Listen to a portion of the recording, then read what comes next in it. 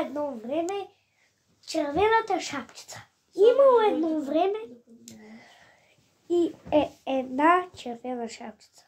Казвала се червената шапчица, защото баба й била оплела червена шапка. И започнали да я наричат червената шапчица. Един ден майка й сготвила вкусни топли кифлички. Сложила ги в кошницата и едно вино. И повикала червената шапчица. Дошла и майка й казала: занеси тези топли кифлички на баба и това вино на баба си, защото е болна. Но не влизай в гората, защото там е Кумчо Вълчо и той може да те изсете. И тя каза: добре, мамо, и тръгнала. И видяла гората, помислила откъде да мине. Забравила какво е казала майка й и влязла в гората. Срещнала Кумчо Вълчо. Тя я питала. Кумчо Вълчо питал: къде отиваш с тази пълна кошница, с тези вкусни кифлички и това вино? Пред баба си. И Кумчо Вълчо я питал: къде живее баба ти? На края на горичката. Виж какви хубави цветя има. Набери един букет за баба си. И тя почнала да бере. Кумчо Вълчо избягал по по-бързия път. Отишъл при бабата. Почукал на вратата. Чук-чук.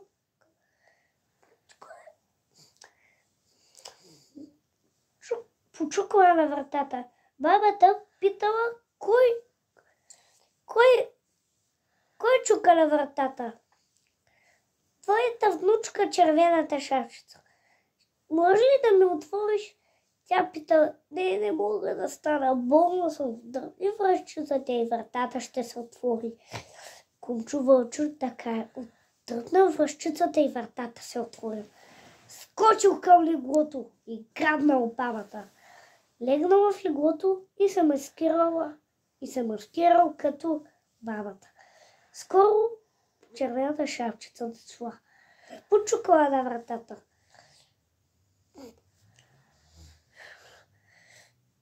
Кумчо Вълчо питал: кой чука на вратата? Твоята внучка, червената шапчица. И казал: не мога да стана, болна съм. И Кумчо Вълчо казал: дръпни въщицата и вратата ще се отвори. Тя дръпнала въщицата и вземала едно столче и седнала. Питал: бабо, защо са ти толкова големи ушите? За мога да те чувам по-добре. А защо са ти толкова големи очите? За да те виждам по-добре. А защо тогава са ти толкова големи зъбите? За да те изям! И тя се очудила и Кумчо Вълчо скочил и я грабнал и я лапнал.